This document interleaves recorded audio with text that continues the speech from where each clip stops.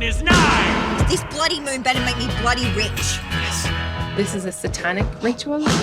I've been friends with Mike and Enda, the directors of the movie, since I guess 2005, and I was like a university student at that time, and they were making like really good video clips and commercials, and they were just like two funny, cool people. And I met Maeve Higgins at that time as well. She's a stand-up, and I was doing comedy as well.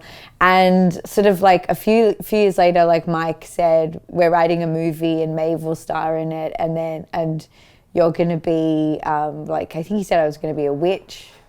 And I was like, great. Very suddenly, like a year and a half ago, they're like, we're doing it, we're filming in a castle in Ireland, and you're in it.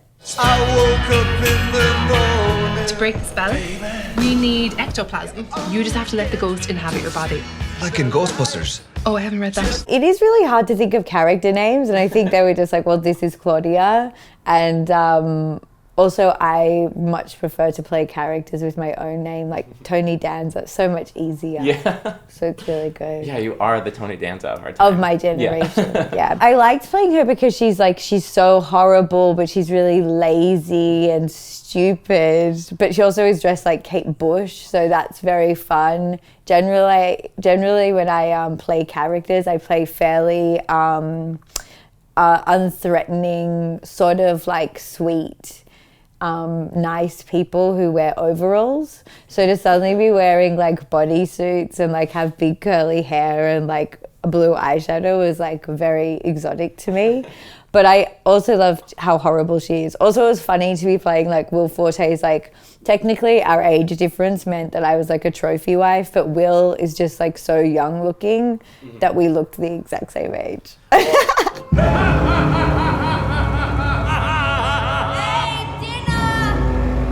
Coming, my sweet. I'm doing an incantation.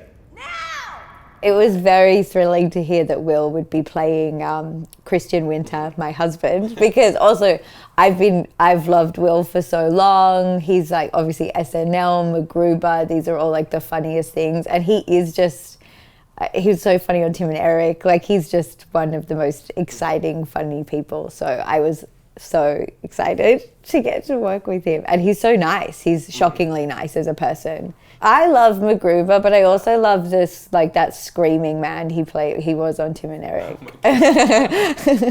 But I do really love him as Christian Winter, to be honest. Like, when he's putting on the gloves for such a long time, like, I love it.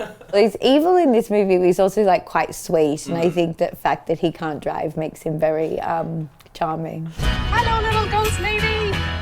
No. Oh, I'm sorry. I thought you were dead.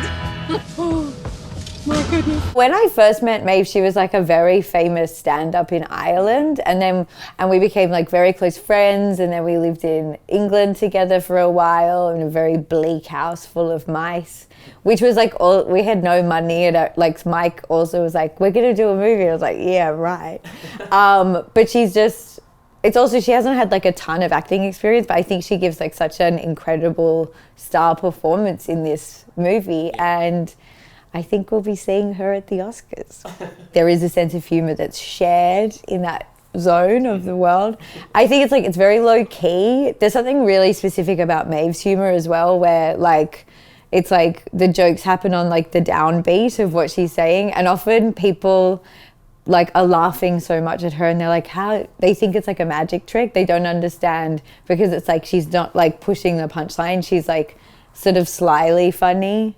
And I think that's part of what is funny about the Irish. Bang, she's floating. I think it looks like Hitler, or a turtle maybe.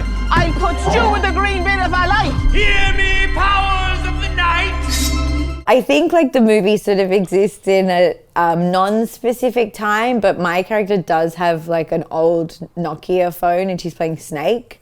So I think it's like early 2000s, maybe late 90s, and it's just like a fairly fluid chronology, and we just have to believe that I guess like I'm sort of like younger than I am, but also older than I am, and just like believe that, and also believe in like deals with the devil. Sure.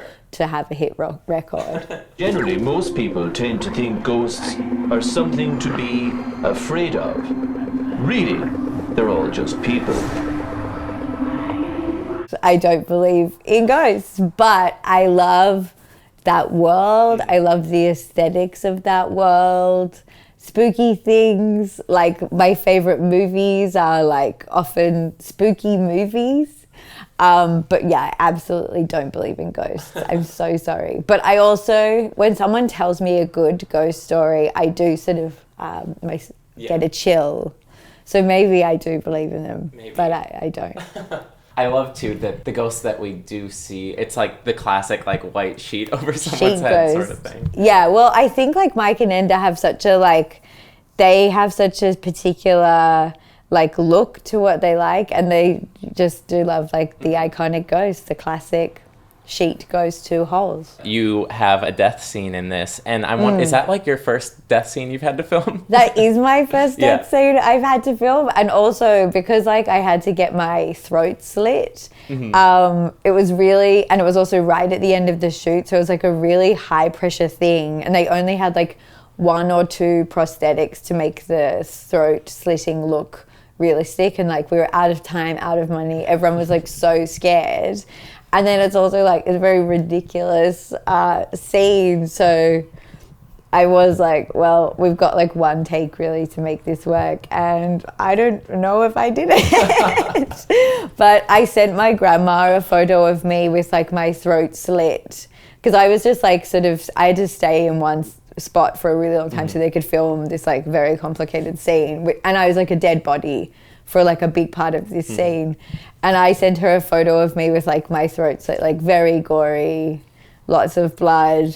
But she didn't notice the blood, and she was just like, your makeup looks great. This is over.